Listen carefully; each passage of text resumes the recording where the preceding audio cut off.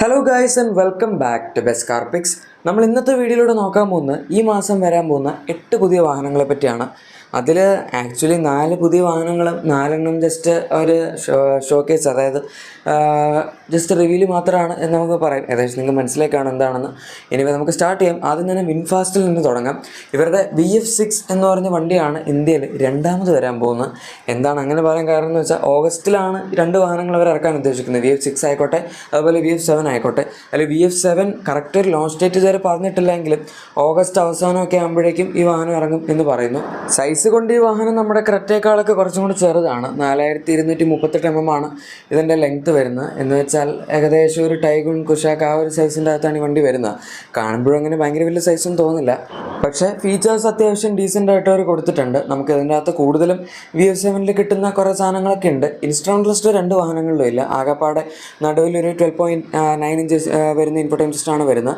Even ഡാഷ്ബോർഡിൻ്റെ ലേഔട്ടൊക്കെ ആണെങ്കിൽ almost similar ആണ്. മറ്റേതിൻ്റെ quality കുറച്ച് വ്യത്യാസം ഉണ്ടാകും. ഇത് ഇത്തിരി ബഡ്ജറ്റ് വണ്ടിയും മറ്റത് കുറച്ചും കൂടെ പ്രീമിയം ആയിട്ടുള്ളൊരു പൊസിഷനിങ്ങിലായിരിക്കും വരാൻ പോകുന്നത്. പക്ഷേ ബാക്കി സാധനങ്ങൾ ഇപ്പോൾ പാനോറാമിക് ഗ്ലാസ് റൂഫ് ആയിക്കോട്ടെ, അതുപോലെ നമുക്ക് ഇലക്ട്രോണിക് പാർക്കിംഗ് ബ്രേക്ക്, അങ്ങനത്തെ ഫീച്ചേഴ്സ് എല്ലാം തന്നെ എക്സാക്ട്ലി സെയിം ആണ്. ബാറ്ററിയുടെ സൈസിൻ്റെ കാര്യത്തിൽ വ്യത്യാസമുണ്ട്. ഇതിനകത്തൊരു 59.6 kWh ബാറ്ററി പാക്കാണ് കൊടുത്തിരിക്കുന്നത്. LFP ബാറ്ററി പാക്കാണ്. ക്ലെയിംഡ് റേഞ്ച് വരുന്നത് WLTP സൈക്കിളിൽ 480 km ആണ്. സോ നമുക്കെങ്ങനെയായാലും ഒരു 450 അടുത്ത് വേണമെങ്കിൽ സുഖമായിട്ട് കിട്ടുമെന്ന് പറയാം. പിന്നെ ഡ്രൈവ് മോഡ്സൊക്കെ ഡ്രൈവ് മോഡ്സ് ആയിട്ടല്ല, ഒരു ജസ്റ്റ് ഒരു സ്വിച്ചസ് പോലെയാണ് കൊടുത്തിരിക്കുന്നത്. വണ്ടി മൊത്തത്തിൽ കാണാൻ അത്യാവശ്യം നല്ലതാണ്. പക്ഷേ പ്രൈസിങ് എങ്ങനെയുണ്ട് എന്നുള്ളതനുസരിച്ചിരിക്കും ആൾക്കാർ വാങ്ങുന്നതിൻ്റെ ഒരു ഇത് വരുന്നത്. പിന്നെ ഈ വണ്ടിയുടെ ഡിസൈൻ ആണെങ്കിൽ പോലും നമുക്കൊരു ചെറിയ VF7 എന്നുള്ള രീതിയിലാണ് കണ്ടാൽ തോന്നുക. എനിക്ക് പേഴ്സണലി കാണാൻ കുറച്ചും കൂടി ഇഷ്ടം VF7 ആണ് VF6നേക്കാൾ. ഇതെന്തോ ആ ഒരു ഡിസൈൻ വെച്ച് നോക്കുമ്പോൾ ബാക്കൊക്കെ ഇത്തിരി സ്ട്രങ്കണായിട്ട് തോന്നുന്നു. ഏതായാലും പവറിൻ്റെ കാര്യത്തിൽ ഈ വാഹനത്തിനൊരു കുറവില്ല. 2 വാഹനങ്ങളിലും സെയിം ഫ്രണ്ട് മോട്ടറാണ് വരുന്നത്. മറ്റതിന് ഓൾ വീൽ ഡ്രൈവ് ഉണ്ട്. ഇതാകെ ഫ്രണ്ട് വീൽ ഡ്രൈവിൽ മാത്രമേ കിട്ടുന്നുള്ളൂ എന്നുള്ളൊരു വ്യത്യാസം മാത്രമേ ഉള്ളൂ. പക്ഷേ രണ്ടിലും നമുക്ക് 204 bhp ആണ് വരുന്നത്. അത് അത്യാവശ്യം നല്ല പവറാണ്. നമുക്കിപ്പം B6ലും മറ്റേ വണ്ടികളിലൊക്കെ 280, 286 വരെയൊക്കെ കിട്ടുന്നുണ്ടെങ്കിലും 204 എന്ന് പറയുന്നത് ഒരിക്കലും ഒരു മോശം ഹോഴ്സ് പവർ അല്ല. ക്രെറ്റ EV 175 bhp ആണ്. ഇത് ഏകദേശം സൈസിലാണ് വരുന്നത്. സോ അത് വെച്ച് വേണമെങ്കിൽ നമുക്ക് കമ്പയർ ചെയ്യാം. ഇനി അടുത്ത നമ്മുടെ വിൻഫാസ്റ്റിൻ്റെ തന്നെ VF7 എന്ന് പറഞ്ഞ വണ്ടിയാണ്. ഇതായിരിക്കും ആദ്യം ഇന്ത്യയിൽ വരുന്നത്. ഇത് നമുക്ക് ഓഗസ്റ്റ് പകുതിയൊക്കെ ആകുമ്പോഴേക്കും ഇവിടെ ഇറങ്ങും എന്നുള്ളതാണ് ഇപ്പോൾ വന്നിരിക്കുന്ന ന്യൂസ്. ആൻഡ് ഈ വണ്ടിയുടെ ഡിസൈൻ കാണുമ്പോൾ അത്യാവശ്യം നല്ല പ്രീമിയം ആയിട്ടുള്ളൊരു ലുക്കാണ്. പ്രത്യേകിച്ച് ബാക്കിൽ നിന്നൊക്കെ നോക്കുമ്പോൾ വണ്ടിക്ക് അത്യാവശ്യം വീതിയും സൈസും ഉള്ളതുകൊണ്ട് VF6 പോലെ അത്ര ചെറുതായിട്ട് തോന്നില്ല. ആൻഡ് ഈ വണ്ടിയും അത്ര ചെറുതല്ല. ഇതിനകത്ത് നമുക്ക് 19 ഇഞ്ച് വീൽസൊക്കെ കിട്ടുന്നുണ്ട്. മാത്രമല്ല 4.5 മീറ്റേഴ്സിൽ 4.55 മീറ്റേഴ്സിനടുത്ത് തന്നെ ലെങ്ത്ത് വരുന്നുണ്ട്. സോ അത് ഏകദേശം നമ്മുടെ ഒരു ഹാരിയറിനേക്കാൾ കുറച്ചും കൂടെ ചെറുത് എന്നുള്ള സൈസിലാണ് ഈ വണ്ടി നിൽക്കുന്നത്. ചിലപ്പോൾ പെട്ടെന്ന് കാണുമ്പം ഫോട്ടോസിൽ നിങ്ങൾക്ക് അത്ര സൈസ് തോന്നുന്നില്ലായിരിക്കും, പക്ഷേ ശരിക്കും വണ്ടിക്ക് അത്യാവശ്യം സൈസ് ഉണ്ട്. പിന്നെ ഫ്ലഷ് ഫിറ്റിംഗ് ഡോർ ഹാൻഡിൽസും കാര്യങ്ങളൊക്കെ അവൈലബിൾ ആണ്. പിന്നെ ഈ വാഹനത്തിനകത്ത് നമുക്ക് 2 വാഹനങ്ങൾ ആക്ച്വലി അഡാസ് പോലുള്ള ഫീച്ചേഴ്സൊക്കെ കിട്ടുന്നുണ്ട്. ഇൻഫോടൈം സിസ്റ്റം സെയിം ആണ്. 12.9 ഇഞ്ച് തന്നെയാണ് ഇതിൻ്റെ അകത്തും വരുന്നത്. പക്ഷേ ഇതിനകത്ത് നമുക്ക് ബാക്കിലത്തെ സീറ്റ്സിൽ റിക്ലൈൻ അതുപോലത്തെ സംഭവങ്ങളൊക്കെ ഉണ്ട്. ഫ്രണ്ട് സീറ്റ്സ് ആണെങ്കിലും പവർ അഡ്ജസ്റ്റബിൾ 2 ഉണ്ട്. ഇതിനകത്ത് ഫ്രണ്ട് വെന്റിലേറ്റഡ് സീറ്റ്സും കാര്യങ്ങളൊക്കെ തന്നെ കൊടുത്തിട്ടുണ്ട്. അങ്ങനെ മൊത്തത്തിൽ പറയുകയാണെങ്കിൽ കുറച്ചും കൂടെ ഫീച്ചർ പാക്ഡ് ആയിട്ടുള്ള ഒരു വാഹനമാണ് VF7 എന്ന് പറയാം. ബാറ്ററിയുടെ സൈസിലും വ്യത്യാസമുണ്ട്. നമുക്ക് ഇതിൻ്റെ അകത്ത് വരുന്നത് ഒരു 70.8 kWh ബാറ്ററി പാക്കാണ്. ഇതും LFP ബാറ്ററി പാക്ക് തന്നെയാണ്. ഇതിനകത്ത് നമുക്ക് front wheel drive and all wheel drive model available ആണ്. ഫ്രണ്ട് വീൽ ഡ്രൈവ് ആണ് എടുക്കുന്നതെങ്കിൽ അതിൻ്റെ അകത്ത് 204 bhp, മറ്റിൽ പറഞ്ഞ സെയിം മോട്ടർ ആയതുകൊണ്ട് അത് ഓക്കെയാണ്. പക്ഷേ ഓൾ വീൽ ഡ്രൈവ് ആണെങ്കിൽ 350 bhp കിട്ടുന്നുണ്ട്. അത് അത്യാവശ്യം നല്ല ഫാസ്റ്റാണ്. പിന്നെ 7 എയർ ബാഗ്സ് ഒക്കെ വരുന്നുണ്ട്. മാത്രമല്ല ഇതിനകത്ത് 190 mm ഗ്രൗണ്ട് ക്ലിയറൻസ് കൊടുത്തിട്ടുണ്ട്. പുറത്ത് ഇത്രയും ഗ്രൗണ്ട് ക്ലിയറൻസ് ഇല്ല. ഇന്ത്യക്ക് വേണ്ടി അവർ കുറച്ച് കൂട്ടിയതാണ്. പിന്നെ നമുക്ക് ഇതിനകത്ത് AC ഫാസ്റ്റ് ചാർജിങ് വരുന്നത് 7.2 kW ആണ്. അതുപോലെ തന്നെ DC ഫാസ്റ്റ് ചാർജിങ് സപ്പോർട്ടും വരുന്നുണ്ട്. അങ്ങനെ മൊത്തത്തിൽ നോക്കുകയാണെങ്കിൽ അത്യാവശ്യം കുഴപ്പമില്ലാത്തൊരു വണ്ടിയാണ്. ഈ വിൻഫാസ്റ്റ് എന്ന് പറയുന്ന ഒരു ചൈനീസ് കമ്പനിയാണ് നിങ്ങൾ വിചാരിക്കുന്നുണ്ടെങ്കിൽ അല്ല. ഇത് ആക്ച്വലി ഒരു വിയറ്റ്നാം ബേസ്ഡ് ആയിട്ടുള്ള കമ്പനിയാണ്. അവിടുത്തെ വിൻ ഗ്രൂപ്പ് എന്ന് പറയുന്നൊരു ഗ്രൂപ്പിൻ്റെ അണ്ടറിൽ പ്രവർത്തിക്കുന്ന പോലത്തെ കമ്പനിയാണ്. ഇതിൽ ഗംഭീര വണ്ടിയാണോ നല്ല വണ്ടിയാണോ എന്നൊക്കെ ചോദിച്ചാൽ UK പോലത്തെ മാർക്കറ്റ്സിൽ അത്ര നല്ല റെപ്യൂട്ടേഷനുള്ളൊരു ബ്രാൻഡല്ല. ഇന്ത്യയിലേക്ക് വരുമ്പോൾ നമുക്കിനി നോക്കാം എന്താവുന്നുള്ളത്. എനിവേ വരുമ്പോൾ തന്നെ ചാടിക്കയറി വാങ്ങാൻ ഞാൻ പറയില്ല. ഇവരുടെ ഡീലർഷിപ്പ് നെറ്റ്വർക്ക് ആണെങ്കിലും പതുക്കെ ഡെവലപ്പായി വരുന്നുള്ളൂ.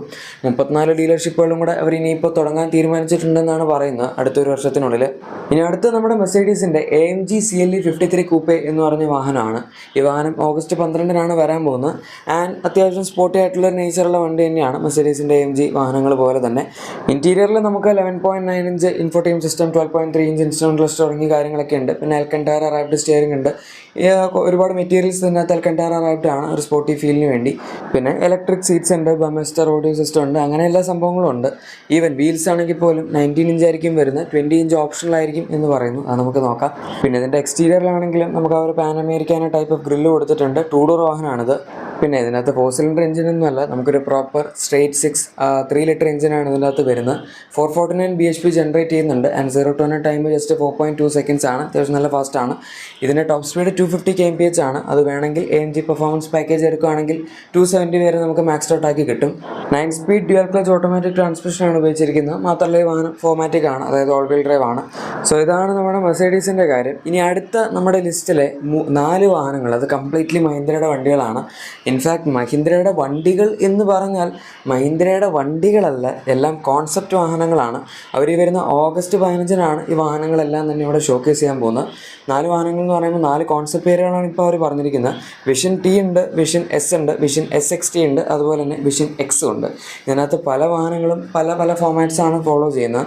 ഇപ്പോൾ വിഷൻ ടി ആണെന്നുണ്ടെങ്കിൽ നമ്മുടെ മഹീന്ദ്ര കഴിഞ്ഞ വർഷം ഓട്ടോ എക്സ്പയർ കാണിച്ച ഥാർ ഈ കോൺസെപ്റ്റ് ബേസ്ഡ് ആയിട്ടുള്ള അതിൻ്റെ ഒരു റോഡ് പ്രൊഡക്ഷൻ മോഡൽ എങ്ങനെയായിരിക്കും അതുപോലത്തെ ഒരു വാഹനമായിട്ടാണ് നമുക്കിപ്പം അവർ കാണിച്ചിരിക്കുന്ന ടീസേഴ്സിലൊക്കെ മനസ്സിലാക്കാൻ പറ്റുന്നത്. അതാണ് വിഷൻ ടിയുടെ കേസ്. അതുപോലെ തന്നെ ഇവരുടെ വിഷൻ എസ് ഉണ്ട്. വിഷൻ എസ് എന്ന് പറയുമ്പം ഇവരുടെ സ്കോർപിയോ ലൈനപ്പിലേക്ക് വരാൻ പോകുന്ന ഒരു കംപ്ലീറ്റ്ലി പുതിയ വാഹനമായിരിക്കും എന്ന് പറയാം. സ്കോർപിയോ എന്ന് പറഞ്ഞ പേര് ഉപയോഗിക്കണം എന്ന് നിർബന്ധമൊന്നുമില്ല, പക്ഷേ ഏകദേശം ആ ഒരു സിമിലർ ആയിട്ടുള്ള ഫാമിലി ലൈനപ്പ് ആയിരിക്കും ഈ വാഹനത്തിൽ ഉപയോഗിക്കാൻ പോകുന്നത്. കൂടുതലും ഇവരുടെ എക്സിസ്റ്റിംഗ് വാഹനങ്ങളിലെ ലൈനപ്പുമായിട്ട് തന്നെ മിക്സ് ചെയ്ത് വരുന്ന പോലത്തെ വണ്ടികളാണെന്ന് വേണമെങ്കിൽ പറയാം. ഇനി ഇവരുടെ വിഷൻ എക്സ് എന്ന് പറയുന്ന കോൺസെപ്റ്റ് എടുക്കുകയാണെങ്കിൽ നമ്മുടെ മഹീന്ദ്രയുടെ XUV 700 അതിൻ്റെ ഇലക്ട്രിക് വേർഷൻ പോലത്തെ ഒരു രൂപമായിരിക്കും എന്ന് പറയാം. ഇപ്പം 9 അവർ ഇറക്കി, അതിന് തന്നെ കുറച്ചും കൂടെ ഇപ്പോൾ നമ്മുടെ 700 പോലെയൊക്കെ ഇരിക്കുന്ന വേണമെങ്കിൽ XUV 7E എന്ന് വിളിക്കാൻ പറ്റുന്ന പോലത്തെ ഒരു വാഹനമായിരിക്കും ഇത് എന്നാണ് പറയുന്നത്. അതും വരുമ്പോൾ നമുക്ക് നോക്കാം എന്താകും എന്നുള്ളത്. ആൻഡ് ലാസ്റ്റ് ആൻഡ് ഫൈനൽ വാഹനം വിഷൻ SXT എന്ന് പറഞ്ഞിട്ടുള്ള വണ്ടിയാണ്. അതും ഇവരുടെ ഥാർ ലൈനപ്പിൽ തന്നെ വരാൻ പോകുന്നൊരു വണ്ടിയായിരിക്കും എന്നാണ് പറയുന്നത്. പക്ഷേ ഥാർ ലൈനപ്പ് എന്ന് പറയുമ്പം ഥാർ പോലെ ആയിരിക്കില്ല, ചിലപ്പോൾ പെട്രോൾ ആയിരിക്കാം, ഹൈബ്രിഡ് ആയിരിക്കാം, അങ്ങനെ ഏത് എഞ്ചിൻ ഓപ്ഷൻസ് വേണമെങ്കിലും ആവും. ആക്ച്വലി ഇവർ പറയുന്ന വണ്ടികളൊന്നും തന്നെ ഇലക്ട്രിക് ആയിരിക്കണമെന്ന് യാതൊരു നിർബന്ധവുമില്ല. ഇത് ഇവരുടെ പുതിയൊരു പ്ലാറ്റ്ഫോം അൺവെയിൽ ചെയ്യുന്നതിൻ്റെ ഭാഗമായിട്ടാണ് ഇത്രയും കോൺസെപ്റ്റ് വാഹനങ്ങൾ കാണിക്കുന്നത്. ഇതിന് മുന്നേ ഇവരുടെ ഇലക്ട്രിക് വാഹനങ്ങളുടെ കോൺസെപ്റ്റുകൾ കുറേ കാലം മുന്നേ കാണിച്ചിട്ടുള്ളതാണ്. അതുപോലത്തെ ഒരു പരിപാടിയാണ്. ആൻഡ് NFA എന്ന് പറഞ്ഞാണ് ഈ പ്ലാറ്റ്ഫോം അവർ മാർക്കറ്റ് ചെയ്യുന്നത്. ന്യൂ ഫ്ലെക്സിബിൾ ആർക്കിടെക്ചർ എന്നാണ് ഇതിൻ്റെ പേര്. ഇതിൽ ആദ്യം ബൊലേറോ ആണ് വരുന്നതെന്നൊക്കെ കുറേ റൂമേഴ്സ് ഉണ്ടായിരുന്നു. ഇൻഫാക്റ്റ് അവരൊരു വണ്ടി ടെസ്റ്റും ചെയ്യുന്നുണ്ടായിരുന്നു. അതിലേത് കോൺസെപ്റ്റ് ആണെന്നുള്ളത് നമ്മൾ കാണേണ്ടി വരും. എനിക്ക് വിഷൻ എസ് ആണോ എന്നൊരു ഡൗട്ടില്ലാതില്ല. ഇനിവേ നമുക്ക് നോക്കാം എങ്ങനെയാണ് കാര്യങ്ങളുടെ കിടപ്പ് എന്ന്. ഇതിനകത്ത് ഡീറ്റെയിൽ ആയിട്ടൊരു ഇൻഡിപെൻഡൻറ്റ് വീഡിയോ ചെയ്യാൻ മാത്രമല്ല കണ്ടൻറ്റ് ഇല്ലാത്തതുകൊണ്ടാണ് ഞാൻ ചെയ്യാത്തത്. പക്ഷേ എന്തായാലും ഈ വീഡിയോയിൽ നമ്മൾ കാര്യങ്ങളെല്ലാം തന്നെ ഇൻക്ലൂഡ് ചെയ്തിട്ടുണ്ട്. ഇനി നമ്മുടെ ലിസ്റ്റിലെ ലാസ്റ്റ് ആൻഡ് ഫൈനൽ വാഹനം, ഇതിപ്പോൾ പറയണോ വേണ്ടോ എന്ന് എനിക്കറിയില്ല, വോൾവോയുടെ പുതിയ XC60 ആണ്. ഈ വണ്ടി ഓൾറെഡി ഓഗസ്റ്റ് 1 ലോഞ്ചായി. സോ ജസ്റ്റ് റാപ്പ് പോലെ ഒരു സമ്മറൈവ് പോലെ വേണമെങ്കിൽ പറയാം. ഇതൊരു ഫേസ് ലിഫ്റ്റ് ആയതുകൊണ്ട് തന്നെ അങ്ങനെ ഒരുപാട് ചേഞ്ചസ് ഒന്നും ഇതിൻ്റെ അകത്ത് വരുന്നില്ല. ഫ്രണ്ടിലത്തെ ഗ്രില്ലിൽ വ്യത്യാസമുണ്ട്. പിന്നെ നമുക്ക് ഇതിൻ്റെ ടൈലൈറ്റ്സിലെ ഒരു സ്മോക്ഡ് ഫീലാണ് കൊടുത്തിരിക്കുന്നത്. ഇൻറ്റീരിയറിലാണെങ്കിൽ മെയിൻ ചേഞ്ച് വരുന്ന 11.2 inch touch screen footage system വന്നു എന്നുള്ളതാണ്. അതുകൊണ്ട് തന്നെ ACNസിൻ്റെ ഡിസൈനിൽ ചെറിയ വ്യത്യാസമുണ്ട്. പിന്നെ സ്റ്റിയറിങ്ങിൻ്റെ തേർഡ് സ്പോക്ക് താഴത്തായിട്ട് അവരൊരു ചെറിയ കട്ടൗട്ട് കൊടുത്തിട്ടുണ്ട്. പിന്നെ നമുക്കിതിനകത്ത് ക്വാൽക്കം സ്നാപ്ഡ്രാഗൻ്റെ ചിപ്സെറ്റാണ് വരുന്നത്. അതുകൊണ്ട് സ്ക്രീൻ ട്വൈസ് ഫാസ്റ്റ് ആയിട്ടാണ് ഇപ്പോൾ വർക്ക് ചെയ്യുന്നതെന്നാണ് പറയുന്നുണ്ട്. അതുപോലെ ഇവരുടെ gear lever gear mode selector അത് അത്യാവശ്യം നല്ലൊരു ഡിസൈനിലാണ് വരുന്നത്. 8 സ്പീഡ് ടോർക്ക് കൺവേർട്ടർ ഓട്ടോമാറ്റിക് ആണ് ഇതിനകത്ത് അവർ ഉപയോഗിച്ചിരിക്കുന്നത്.